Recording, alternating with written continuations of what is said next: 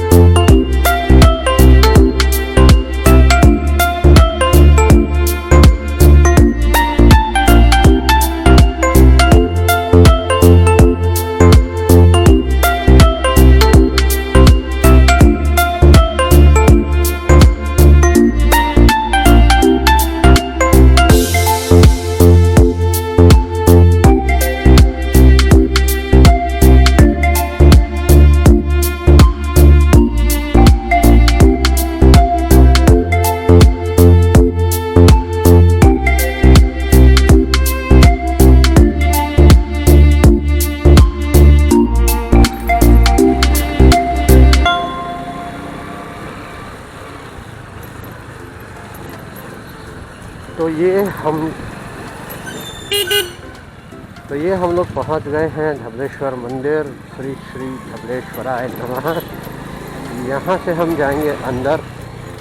यहाँ करनी होती है हमको बाइक पार्क।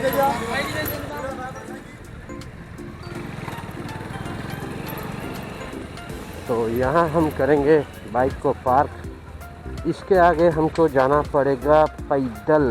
तो करते हैं यहाँ एक्शन कैमरा को बंद, और इसके आगे का जो भी आप देखोगे वो आएगा मेरे Realme Narzo 50A के कैमरा से।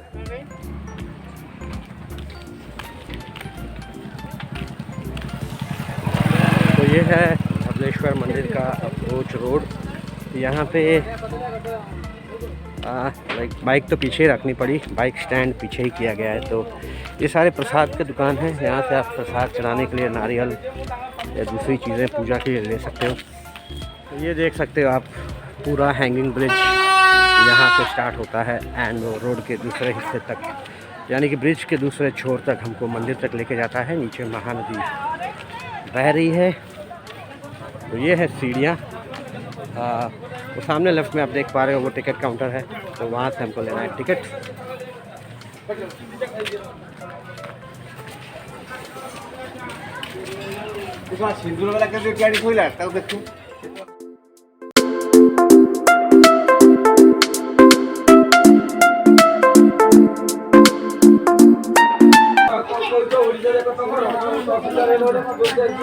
तो ये आप देख सकते हो टिकट है मंदिर जाने का, देवोत्तर विभाग आठगढ़।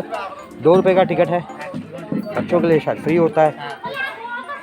काफ़ी रीजनेबल है 2 रुपये का टिकट। तो ये शुरुआत है हैंगिंग ब्रिज की। यहाँ आप चलोगे जब तो आपको थोड़ी थोड़ी वाइब्रेशंस फील होती हैं, स्पेशली जब वेदर विंडी हो तो हवा के साथ बहुत ज़्यादा वाइब्रेशंस फील होती हैं। भीड़ होने पर भी, लाइक जब रिचुअल फेस्टिवल्स वाले दिन होते हैं, जो नॉर्मली सोमवार के दिन भी बहुत भीड़ होती है, तब भी आपको यहाँ पे बहुत वाइब्रेशंस फील होंगी, बट आज ऐसा कुछ ज़्यादा फील नहीं हो रहा है। हाँ, as we walk to the centre of the bridge तो शायद थोड़ा बहुत फील हो। That's the Mahanadi.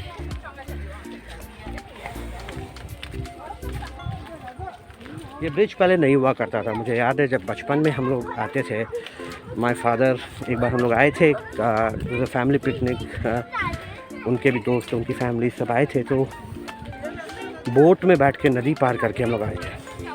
Not this place but Cuttack से ही झाटा के आगे एक स्पॉट है, तो वहाँ से भी आप बोट पे बैठ के आ सकते हो।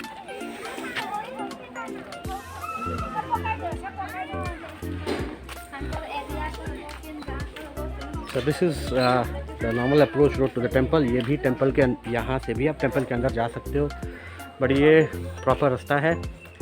और यहाँ पे भी जो पंडा लोग हैं, जो पुजारी लोग, वो भी काफ़ी परेशान करते हैं, तो उनको हैंडल करने का भी अपना एक तरीका है। You have to you know talk in the local language and not entertain them.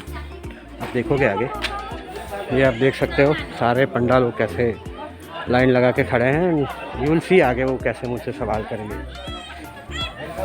देखते रहो।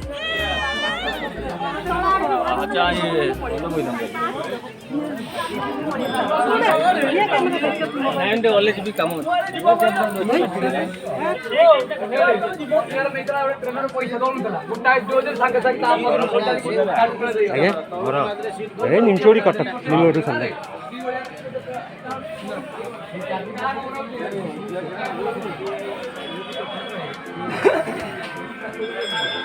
So this is the temple for you। यहाँ पे एक ट्रेंड है। He asked me आप कहाँ से हो, and then I told him कि मैं कटक से हूँ और इस जगह से हूँ। सो उसके बाद और कोई सवाल नहीं। बट अगर आप बोलोगे बाहर से हो, देन वो आपको पीछे पड़ जाएंगे कि चलो मैं पूजा करवा देता हूँ, आपको मंदिर दिखा देता हूँ, ये करवा देता हूँ, ये विधि करवा देता हूँ, वगैरह वगैरह वगैरह। So you have to be careful. अगर आप उनसे करवाना चाहते हो ठीक है, अगर नहीं करवाना चाहते हो तो बेस्ट है कि आप अवॉइड ही करो उनको। तो बढ़ते हैं यहाँ से आगे मंदिर के ऊपर। क्या शूटिंग अलाउड है? नहीं, आगे आगे ठीक है। तो इसके आगे शूटिंग अलाउड नहीं है, तो मुझे कैमरा यहाँ बंद करना पड़ेगा, ठीक है? आगे ठीक है। अच्छा, इसके आगे there is no shooting allowed, sir ने बोला, तो यहाँ कैमरा बंद हो जाएगा। अब मैं दर्शन करूँगा, और दर्शन करने के बाद मैं मंदिर के बारे में बाकी की स्टोरी आपको आगे बताऊँगा। तो फ्रेंड्स, फ़िलहाल मैं मंदिर के पीछे की तरफ बैठा हूँ, और मंदिर के अंदर शूटिंग अलाउड नहीं थी। सो आई एम वेरी सॉरी, मैं आपको दर्शन करा नहीं सका शिव जी के, यानी जो शिवलिंग है उनका और बाकी के मंदिर का। तो मंदिर के पीछे बैठने का रीज़न यह है कि मेरे लेफ़्ट साइड में, लाइक मेरे पीछे साइड में जहाँ मैं बैठा हूँ फ़िलहाल, जैसे होटल कॉल्ड होटल निरुपमा। तो अगर आप यहाँ आके कुछ दिन रहना चाहते हो तो स्टे का फैसिलिटी भी है और रेस्टोरेंट भी है। ये पहले OTDC की पंचशाला हुआ करती थी, but then for whatever reason they have privatised it. उसके ठीक पीछे महानदी बहती है। और आई रिमेंबर जब बच्चे थे हम लोग आए थे तो वहाँ पे एक बहुत अच्छा सा गार्डन हुआ करता था। बट देन लास्ट टाइम 2-3 साल पहले मेरी वाइफ के साथ, मेरी फैमिली के साथ जब आया था, तो हम लोग पीछे गए थे, and that place was in total bad shape, और we saw 2 or 3 snakes there also. So I decided okay, आज वहाँ नहीं जाना है। तो अब इस मंदिर की हिस्ट्री के बारे में कुछ बात करते हैं। मंदिर का नाम है धवलेश्वर। धवल मतलब वाइट और ईश्वर मतलब ईश्वर। तो इस मंदिर का नाम धवलेश्वर क्यों पड़ा, और ये मंदिर किसने बनाया, कब बनाया और क्यों बनाया, उसकी भी एक अपनी अलग स्टोरी है। लाइक 16th सेंचुरी की बात है। तब इस एरिया में, इस स्टेट, लाइक इस पार्ट ऑफ उड़ीसा में गजपति डायनेस्टी का कंट्रोल हुआ करता था, used to rule over this part of Orissa. तो उस वक्त के जो गजपति महाराज थे, वो एक दिन अपने शिकार पे निकले हुए थे, और शिकार पे निकल के घूमते वक्त उन्होंने देखा कि एक छोटा सा मंदिर यहाँ पर है और शिवलिंग वगैरह बहुत ही बुरी कंडीशन में है। तो उन्होंने आदेश दिया, उन्होंने पैसे दिए, उन्होंने ग्रांट भी दी कि इस मंदिर को बाकायदा एक प्रॉपर मंदिर बनाया जाए, और एक माली को, लाइक आसपास के गांव में माली कम्युनिटी रहती है, तो एक माली को यहाँ पर अपॉइंट किया गया कि आप मंदिर की देख रेख करे, मंदिर का मैनेजमेंट देखे और सब कुछ देखे। तो तब से ये मंदिर है। एंड ये उसी नाम पे यहाँ पे आसपास में जो गांव है उसका नाम माली शाही है, because Mali community, Mali dynasty यहाँ रहती है। और हिस्ट्री का ऐसा है कि भगवान के इस मंदिर का नाम धवलेश्वर इसलिए पड़ा, उसके पीछे एक स्टोरी ये है कि एक बार कोई एक चोर आसपास के गांव से एक बछड़ा चुरा के इस मंदिर के अंदर छुप गया। बछड़ा था काले कलर का। गांव वाले उसको ढूंढते ढूंढते बहुत ही चारों तरफ ढूंढ के दे finally zeroed it on the temple की उन्होंने लाइक वो यहाँ छुपा हुआ है। एंड मंदिर के बाहर खड़े होकर वो लोग वेट कर रहे थे कि कब मंदिर के बाहर आए एंड कब वो उसको पकड़ ले। तो चोर भी मंदिर के अंदर छुपा हुआ था, उसको पता था कि अगर मंदिर के बाहर आएगा तो पकड़ा जाएगा, उसकी खूब धुलाई होगी। तो वो भगवान शिव के सामने हाथ जोड़ के प्रार्थना करने लगा कि प्रभु मुझे बचा लो, मेरी गलती होगी, मैं ऐसी गलती फिर से करूँगा नहीं, तो आप मुझे बचा लो। तो उसकी प्रार्थना से भगवान शिव उस पर दया खाकर एक सन्यासिन का रूप लेकर बाहर आते हैं और गांव वालों को पूछते हैं कि क्या हुआ। तो गांव वाले जब उनको बताते हैं कि ऐसा ऐसा है, वो चोर अंदर छुपा हुआ है हमारे काले बछड़े को चुरा कर, तो सन्यासिन बोलती है नहीं, अंदर बछड़ा तो है लेकिन वो सफ़ेद है और काला नहीं है। और फिर वो बछड़े को लेकर बाहर आती है और दिखाती है गांव वालों को बछड़ा एक्चुअली कलर से सफ़ेद हो गया था। तो गांव वाले ये समझ लेते हैं कि ओके हमारा बछड़ा इसने चोरी नहीं किया, उसको छोड़ के चले गए।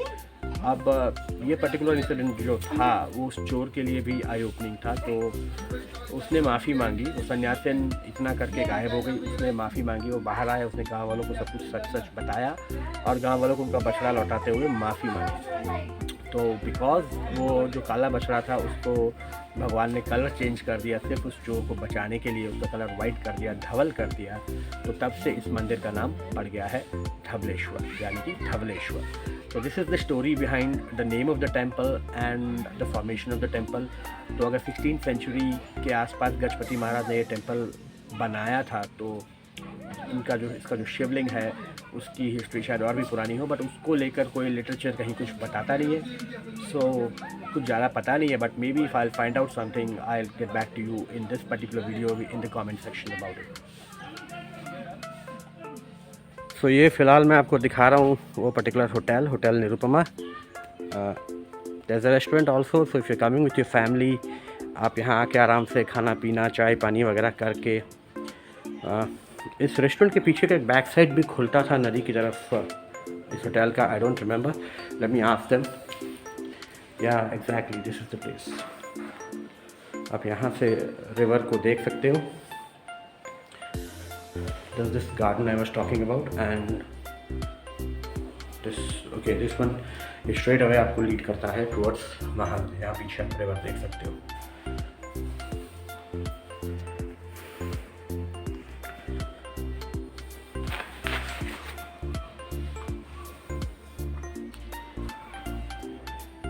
सो बात हुई मेरी होटल स्टाफ से यहाँ पे। AC डिलक्स रूम का 1300 रुपये का टैरिफ है एंड AC सुपर डिलक्स का 1500 रुपया। सो बहुत ही शांत जगह है, बहुत ही सीरीन जगह है। अगर आप कटक भुवनेश्वर में हो and you want to have some time in a place which is very peaceful without any disturbance, then you can definitely opt for this place. और एक बात मैं आपको बताना भूल गया इस मंदिर के बारे में, यहाँ प्रसाद सेवन की सुविधा भी है, यानी कि प्रॉपर अन्न प्रसाद चावल दाल वगैरह आप कर सकते हो रोज़ दोपहर को।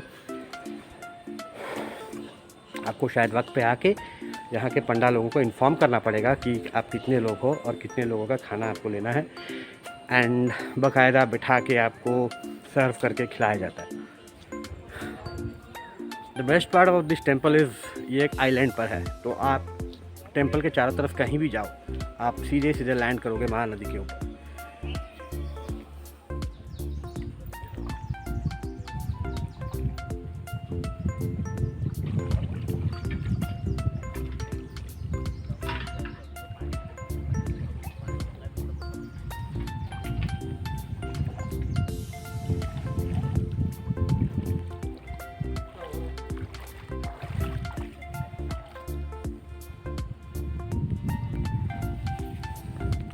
लिटरली ऐसी बोट पे बैठ के आए हम लोग बचपन में, और इतनी बड़ी नदी को पार करके इमेजिन क्या एक्सपीरियंस होगा। It was a thrilling experience.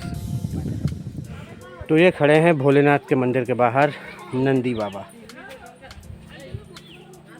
मारोगे तो नहीं नंदी बाबा? नहीं मारोगे ना? तो मैंने लिटरली मंदिर में दर्शन कर लिए, मंदिर के चारों तरफ घूम लिया, नदी देख ली और अब वापस जा रहा हूँ। ये देख रहे हो सामने हैंगिंग झूला वापस मेरे सामने है, बट मुझे पहले जाना पड़ेगा थोड़ा सा राइट। वहाँ पे मैंने रखे हैं अपने चप्पल और फिर वापस आऊँगा मैं इधर। मोसा काकुड़ी कितने दियोड़े खाइए दियो बड़ा सफा जीता।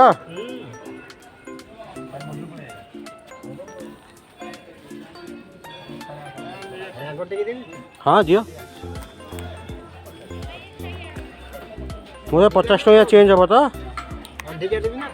नहीं कम दियो 50 टका चेंज हे तो हो गया है हम लोग का धबलेश्वर दर्शन कंप्लीट। और अब हम लोग जाएंगे Siddheshwar. This place Dhabaleshwar temple is just around 12 to 14 kilometre from Orissa high court in Cuttack. तो आप कभी भी आ सकते हो, like if you in Cuttack और इन भुवनेश्वर, आप कभी भी आके घूम के दर्शन करके जा सकते हो। फिलहाल आप चलेंगे सिद्धेश्वर की ओर। तो सिद्धेश्वर जाने के लिए पहले मुझे वापस जाना पड़ेगा मधुसूदन सेतु पर और अगेन ब्रिज क्रॉस करके मुझे राइट साइड जाना पड़ेगा नराज, और नराज क्रॉस करके मुझे नराज विलेज के अंदर होते हुए सिद्धेश्वर मंदिर की तरफ जाना है। तो चलिए बढ़ते हैं आगे। टिकट देगी सर सीढ़ी।